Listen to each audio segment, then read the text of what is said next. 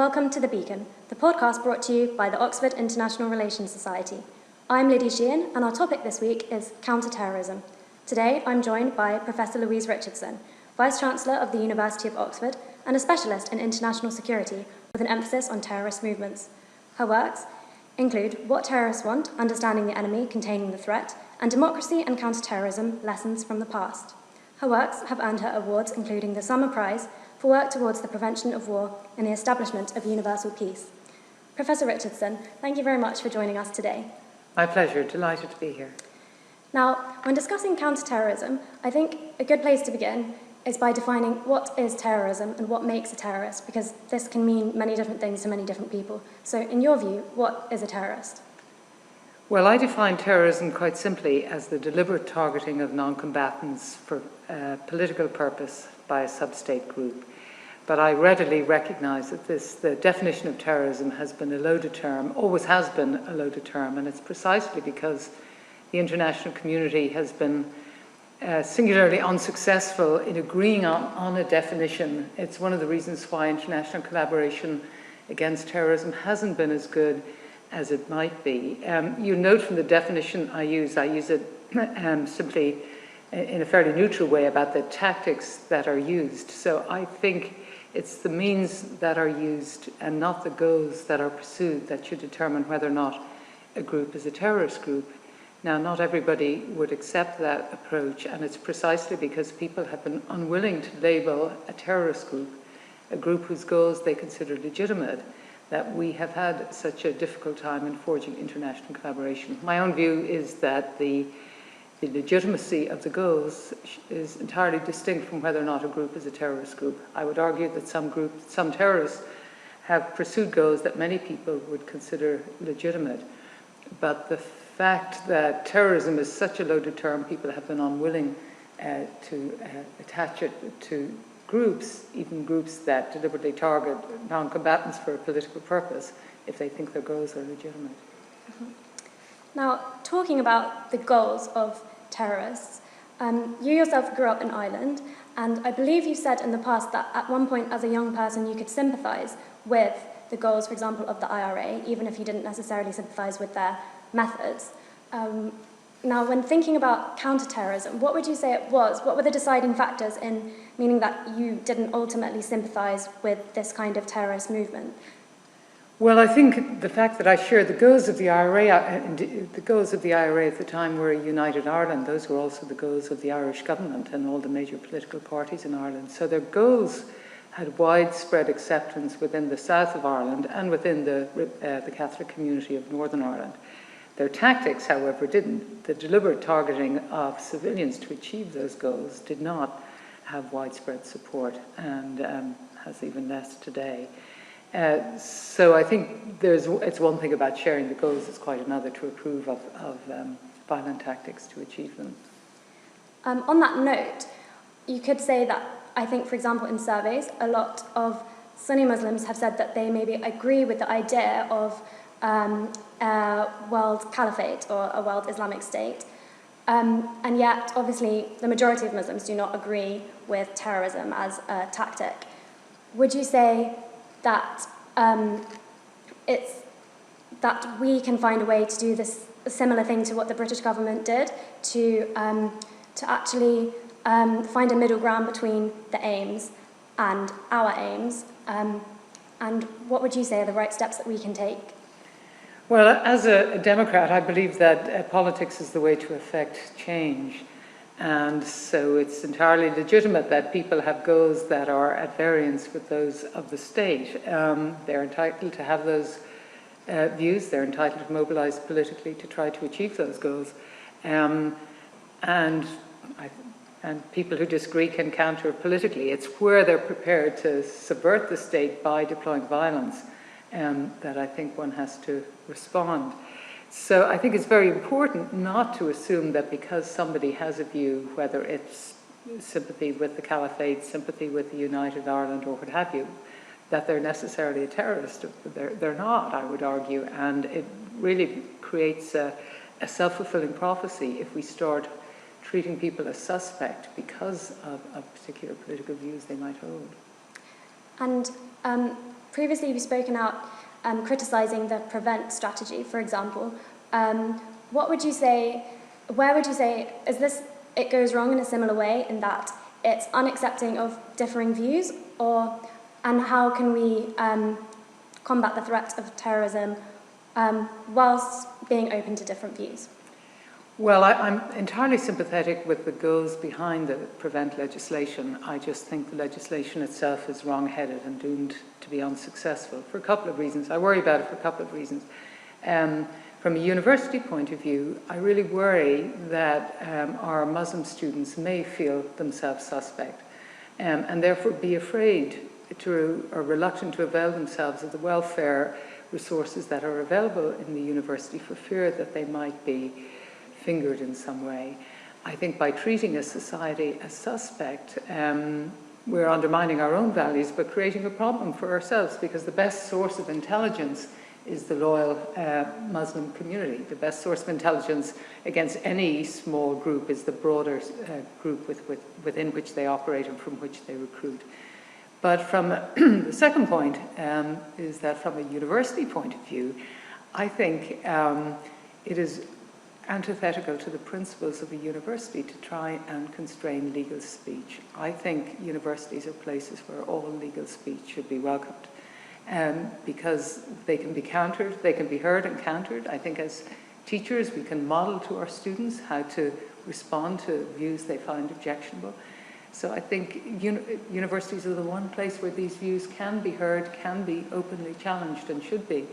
And the prevent legislation makes that altogether more difficult. So I think it runs counter to the principles of free speech. Now, fortunately, in the course of the legislative process, the Lords managed to attach an amendment such that universities have to have due regard for their obligation to defend free speech. So that has mitigated the impact of the legislation somehow.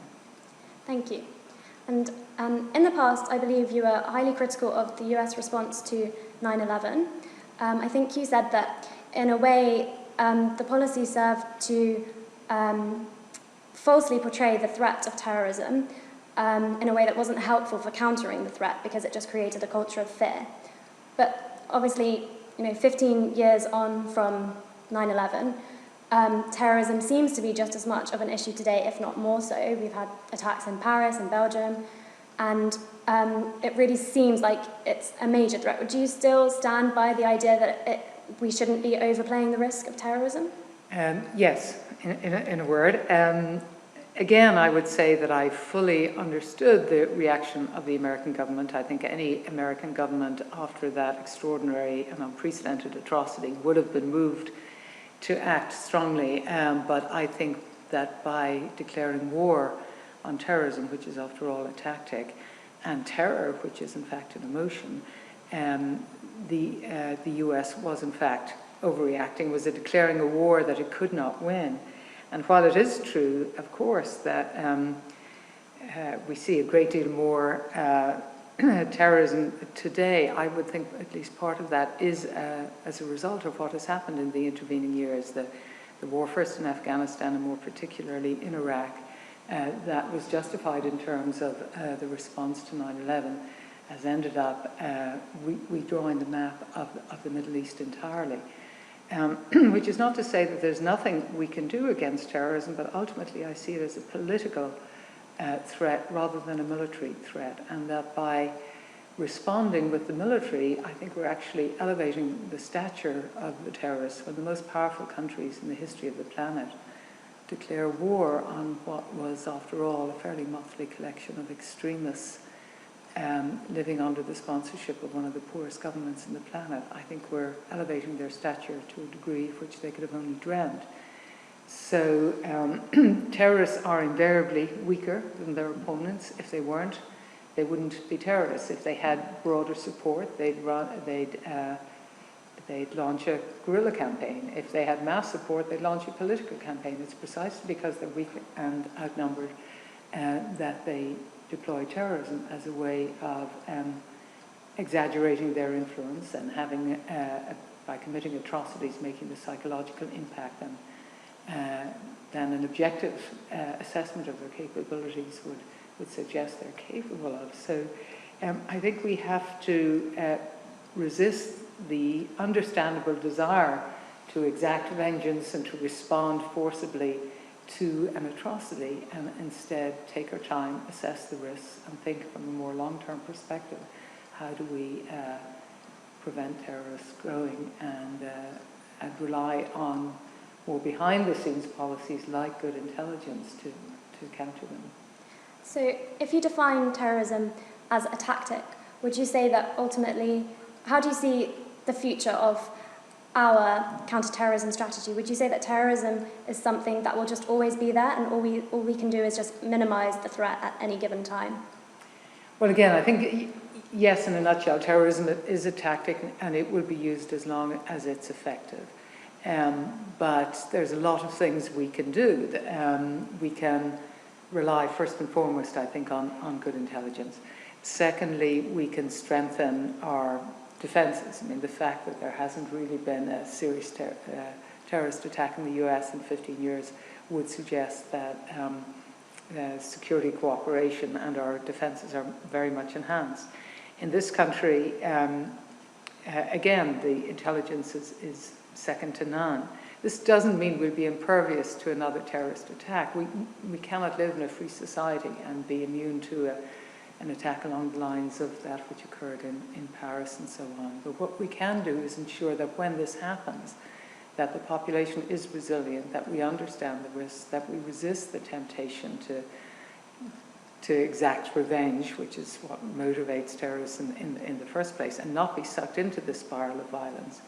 Instead, ensure that through our ability to maintain the loyalty of the communities in which these terrorists operate, that we can have excellent intelligence against them. So, yes, I think we will have more terrorist attacks. I think the odds of having a very sophisticated attack like that of 9/11 are very much reduced. And really the key for us will be how we respond when the inevitable happens. Thank you very much. Thank you. I'm joined now by Dr. Loretta Napoleoni, an expert on terrorist financing, money laundering, and an advisor on counterterrorism. Her works include Modern Jihad, Terror and the Economy, and Merchants of Men, how jihadists and ISIS turned kidnapping and refugee trafficking into a multi-billion-dollar business. Thank you, Dr. Napoleoni, so much for joining us today. Well, thank you for inviting me. Now, I thought it might be good to begin by asking you, what do you currently feel are the biggest threats in terms of terrorism? Well, I think the biggest threats in terms of terrorism are the possible attacks in Europe. It's actually quite cheap to do this kind of attacks, and the reaction of even a small attack is generally very, very big in Italy. In Europe. So I would say that because we are so scared, even a small kind of attack will have an impact similar to a big scale attack. And I think that's the biggest threat at the moment. Okay. Thank you so much. And so obviously you're an expert in the funding of terrorist groups. It might sound like an obvious question, but I wanted to ask you, would you say that in terms of the different terrorist organizations, the ones with the biggest budgets are necessarily the biggest threats? No, yes. I would say that money is not so important in terms of quantity. It's actually more important in terms of how this money are allocated. So the Islamic State has been extremely good in the allocation of funds. If you look at history, the PLO in the 1990s had a turnover which was much bigger than the turnover of the Islamic State in 2014 or 2015. But those money were not allocated as efficiently as the Islamic State has done. And how is the Islamic State getting its funding? Well, the Islamic State is taxing the population that lives in its territory. So he has handed over the resources of the territory to the local population, so through the tribal leaders, and then he levies a taxation, which is very similar to the taxation that the nation state, the European nation states, levies upon its population. Now, of course, at the moment that the territory has shrunk significantly, and the Islamic State is de facto a war with the coalition forces and also with the Russian forces. I would say that the economy has reverted to a war economy. So there's not a lot of cash available, but there is enough, of course, for to carry on the battle for a little bit longer. We'll see how things will develop now that there is a new president in the United States who clearly is not interested in pursuing the coalition option. And they are waiting also at the moment, which is very interesting. They're waiting to see what's going to happen in Washington, D.C. And then, they will develop whatever model will fit the new circumstances. So it's either going to be another taxation system if they could achieve peace and they could retain part of the territories that they had, or is going to be a model of war economy. Okay. And earlier, talking about the biggest threats in terms of terrorism globally, you mentioned terrorism in Europe because of the reaction that it creates. Would you say that, for example, Donald Trump's new approach of wanting to ban refugees and migrants from certain countries is a good tactic to take, considering, one of the things that terrorist groups thrive on is the reaction created by them? Well, I mean, the refugees, of course, are not the one who are going to carry out the attacks. Generally, the refugees are very fragile people, also very traumatized people. So they're not the kind of individual that have the capability of carrying on an attack. It is true, of course, that the refugees that get more and more frustrated and they cannot integrate within Western society may become potentially future jihadists. But I don't think that the ban is going to have any impact on the short term, either on recruitment or on the Islamic State, or how the jihadism is evolving in those countries that are banned from entering the United States, but also in the rest of the world. The ban is not against Muslims. The ban is actually against anybody coming from those countries. So if you are from Sudan and you are a Christian, you are equally banned if you are from Sudan and you are a Muslim. So this is something that Western media has not pointed out. Mm-hmm. Okay.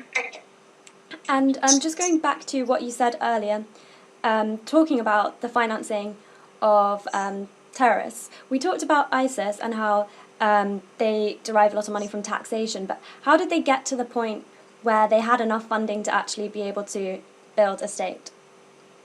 Well, I mean, they got funded. They got funded by Saudi Arabia, by Kuwait, by Qatar, so by the Gulf state at the beginning of the civil war in Syria. It was very easy to get those money if you were an armed organization willing to fight against Assad. The difference between a traditional jihadist organization involved in this war by proxy and the Islamic State was that the Islamic State actually used those money to carve its own territory. So they had a plan, a long-term plan that they wanted to pursue, and this long-term plan was the creation of the caliphate, not necessarily the fight against Assad. And once they got to that level, once they got sufficient territory with enough rich resources to exploit, this is when they abandoned the sponsor So they didn't need the sponsor anymore. And this is when they became a threat, a political threat to the entire region, including to the sponsors. Mm-hmm. So you think that their relationship is changing now with their original sponsors? Oh yes, the relationship with the sponsors has changed. Now, of course, they still have a sympathizer coming from the sponsors' countries, but there's no way that the government of Saudi Arabia is now funding the Islamic State. But there are wealthy people in Saudi Arabia who probably are doing the same thing because they. It's almost a form of investment, meaning if then eventually the Islamic State will succeed, then the simple fact to be one of the sponsors will be very positive in terms of influencing the new state, in terms of doing business with the new state, and also in terms of perhaps pursuing an agenda in their own countries, so weakening the elites of the Gulf states. There are many reasons why wealthy individuals may fund the Islamic State, as there are many reasons why wealthy individuals had funded Al Qaeda. Mm-hmm. And do you think they have a good chance of succeeding, or how long do you think they're going to be there for? Well, I think if they lasted so long, I think. They did quite well considering the circumstances. And now, if the U.S. pulls out of the coalition, I think the whole coalition will collapse, which means they may have a chance to retain part of the territory that they still control. They will be able to achieve a deal with the regime of Assad. I don't think this is going to be impossible. So we'll have to wait and see. This is a very, very uncertain time because we don't know what's happening in Washington. Until we get a clear vision of how this administration is going to play in the Middle East, I'm afraid it's very difficult to do any provision. Okay. And what do you hope for most of all? Well, of course, I hope that we can achieve peace in the Middle East. We have to pacify the area. If we do not pacify the area, this is a phenomenon that may create even more problems outside the area. I mean, think about the impact that is having upon Boko Haram, organization like Boko Haram in Nigeria. Yeah. Okay. Well, thank you very much for joining us today. That was really interesting. Thank you so much. Thank you. I'm joined now by Mr. Richard Barrett. Mr. Barrett is the former Director of Global Counterterrorism at MI6. He's also a former British diplomat and was previously appointed by the UN Secretary-General as the head of the Al-Qaeda and Taliban monitoring team. He's now part of the Global Strategy Network, an organisation that aims to counter violent extremism. Mr. Barrett, thank you so much for joining us today. It's a pleasure. I wanted to start by asking you, when you look back over the past 10 or 15 years, 12 years ago we had the 7/7 bombings in London, 16 years ago 9/11. How would you say that the threat of terrorism has changed over this period? Would you say that the situation has improved, or would you say that terrorism is even perhaps on the rise? I think it's pretty much the same overall. Terrorism is able, of course, to rise up and fall away according to the attacks that happen in the public consciousness. But, of course, underneath that, there are many, many attacks that are being planned or plots that are being disrupted. And this constant sort of unseen war between terrorists and the counter-terrorists proceeds pretty much at the same pace, I think, now as it did 12 years ago before the 7/7 attacks, or even immediately after 9/11.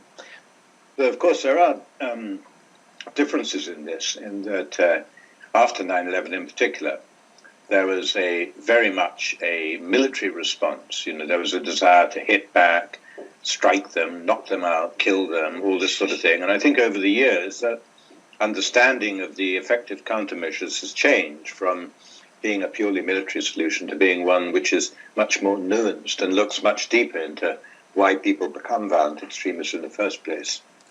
Yeah, I think that's interesting because I agree that, perhaps there's still as much of a threat of terrorism now as there ever was before, but perhaps the tactics have changed. After 9/11, we know how much airport security changed, and now, a lot of the attacks that we're seeing in Europe are not bombs, they're not huge coordinated attacks, but they're small-scale things, they're lone wolves acting with a knife, for example, and perhaps does that mean that there are limits to how much security and defence can do? And so are you saying that we need to be looking more at the ideologies? Well, yes, I think that terrorism, the spectacular terrorism of Al-Qaeda, flying planes into buildings, of course, is at one end of the scale, but there's always been quite a lot of terrorism which has essentially converted everyday objects into weapons. And we see it most recently, of course, in the attacks by trucks and cars driving into pedestrians. But yes, overall, the understanding of terrorism, I think, has grown, or this current wave of terrorism, because I think people looked into the reasons for previous waves of terrorism. If you think of the United Kingdom, of course, and the IRA immediately comes to mind, and then there was a consideration of, well, what would we have to do politically to try and stop this problem? The current wave of terrorism, I think, presents slightly bigger challenges, because it's not just a political solution that you need to find, but much more also a social and economic one as well, and maybe other issues to do with ideology. Yeah. Because the people who are drawn into terrorism today are really much more a group of people who appear to be seeking a sense of identity, of purpose, of belonging, all these sorts of things, which are much more in flux than they were earlier on. And of course, earlier terrorist movements, and some today too, for that matter, were much more nationalist. They're much more clear about the identity they were promoting, even if it was a sub-identity of a bigger identity, and that was the raison d'etre for the movements. Mm-hmm. Now you have Al-Shabaab, for example, in Somalia, which is a sort of nationalist terrorist group. Maybe you call the Taliban in Afghanistan this terrorist group, and that's also a nationalist movement. But beyond that, the biggest threat comes, of course, from groups which don't have a nationality as such. They don't have an ethnicity, but they identify themselves on a global level. Yeah. And how would you say, can we find a common ground with these terrorists? Because as you say, their ideas might be in flux. It's not like there's necessarily a clear end goal, or if there is, for example, in the case of ISIS, they want to establish an Islamic State, but for the average non-Muslim person, it's not really an ideology that you can get behind very easily. So what are the areas that we can use to find a common ground or an understanding with people to help prevent the spread of these dangerous ideologies? Well, the Islamic State, if we take that as an example, really offers people who Muslims or belong to the Islamic faith, a stark choice. They say, look, there's only one way to practice Islam, and that is the way we do it. And either you practice Islam the way we do it and fight the enemies of Islam as we see them, or else you're not a Muslim. So they don't allow for any common ground to discuss. It's either us or everybody else, and everybody else is an enemy. And that narrative that appeals to people who maybe feel discriminated against or disadvantaged in some way, or just without many prospects, any opportunity for self-betterment, they say, well, it's not you who are at fault, it's your circumstances. And your circumstances are caused by all these other people. If you were with us, you would be able to express yourself, you'd be able to achieve all your objectives and your aspirations and so on. But you're being held back by the circumstances around you.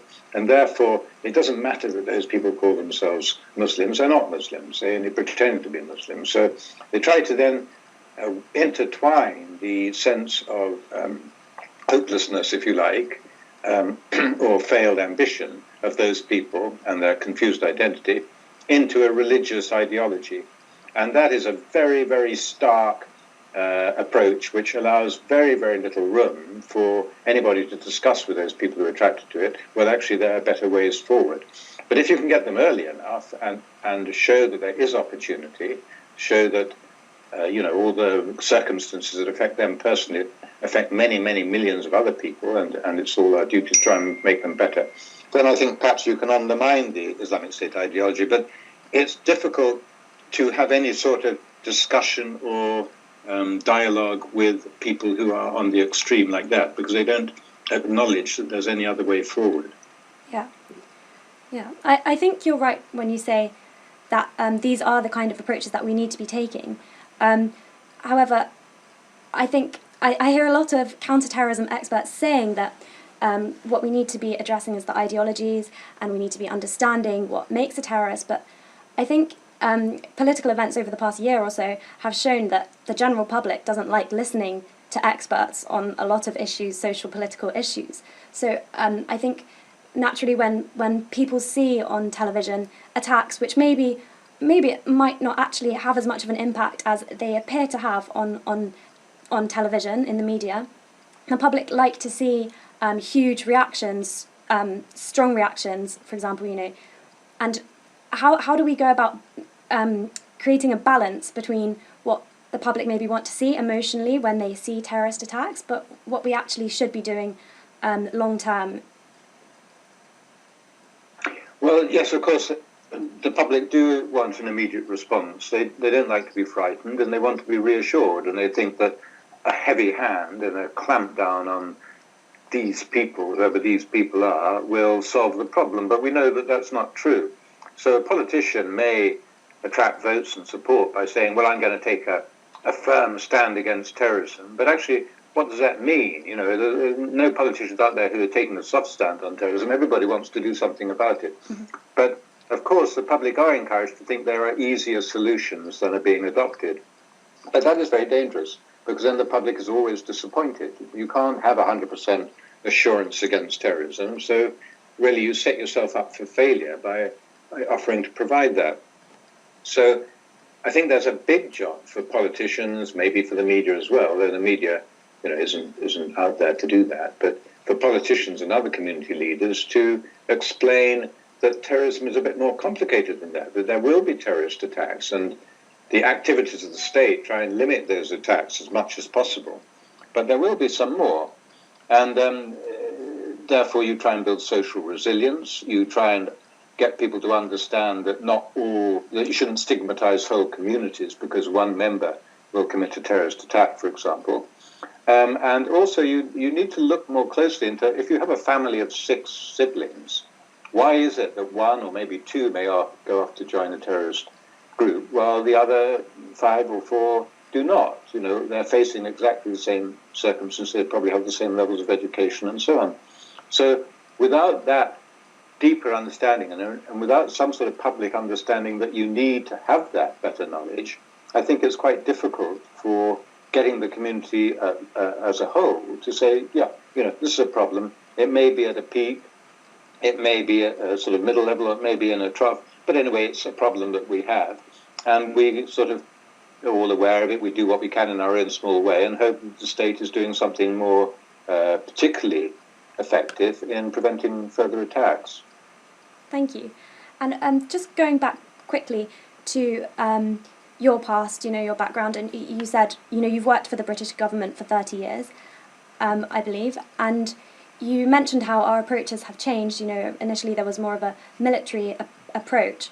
How much would you say that the UK, for example, got it right when it came to countering extremism? Or would you say that actually we bear some responsibility? There are people that say by invading Iraq, for example, we just created more instability in the Middle East, which has led to more extremist groups being able to gain influence in this area. Or did you actually, has the British government managed to do a lot, but just perhaps we don't recognise how much was really done behind the scenes? I think all the emphasis of the British government now, and if you look at the aid programme and so on, it's huge, is in trying to support the development goals of other countries as well as our own. And that, I think, in the long term, is going to be an effective counterterrorism measure as well. It may not be classed as a counterterrorism measure, but it will be effective in that field. On the invasion of Iraq and other policy missteps like that, that's bad if you do it as a counterterrorist measure. It wasn't a counterterrorist measure, and indeed, as you say, it probably made terrorism worse. Overall geopolitics, the alliances that you have to support and the enemies you're prepared to cast, well, that's how history works, isn't it? There are always people on one side, people on the other side, and people fighting for power and influence and territory. Invasion of Iraq, yes, was a huge mistake. I think most wars are a huge mistake. Foreign interventions always have many, many unintended consequences, and you have to be ready for those. And you can't go backwards. This is where we are right now, but it's nice to think one could learn a little bit from the past. Mm-hmm. Yeah, I agree. So just a final question then, building on what you're saying there. How do you see this progressing, and what's the end goal, and how do we achieve it? Or is there an end goal? Because can we actually defeat terrorism if it's a tactic?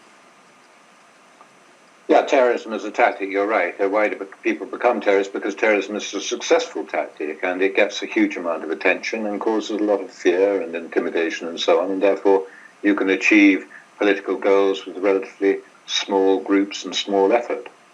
How do we combat that? I don't know. I mean, terrorism has always been an effective tactic, but the best way to combat it is to have fairly strong senses of identity. And they may not be identity in that, I'm from Algeria and practice Islam and, I'm male or whatever. But it will be identity more in that we are a society that shares a particular set of values.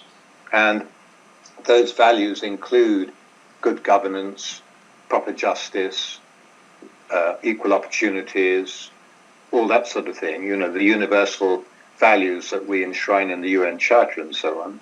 And by enshrining those values, okay, we may take some hits from people who don't accept those values or live by them. But nonetheless, that, I hope, would progress society so that we build a resilience, a social resilience to people who do resort to violence to promote their political message by just condemning it and trying not to respond to it. Thank you, yeah, I agree. I hope we can see more of these kind of tactics. Well, I think that's all we have time for, but thank you so much for your contribution. Thank you. Thank you. Unfortunately, that brings us to the end of our podcast for this week, but thank you so much again to all our fantastic speakers. And thanks, as always, to our sponsors, the Brussels School of International Studies at the University of Kent, and to the Johns Hopkins School of Advanced International Studies. Thank you also to podcastthemes.com for providing the intro and outro music. And thank you to you, the listeners. And until next time, goodbye.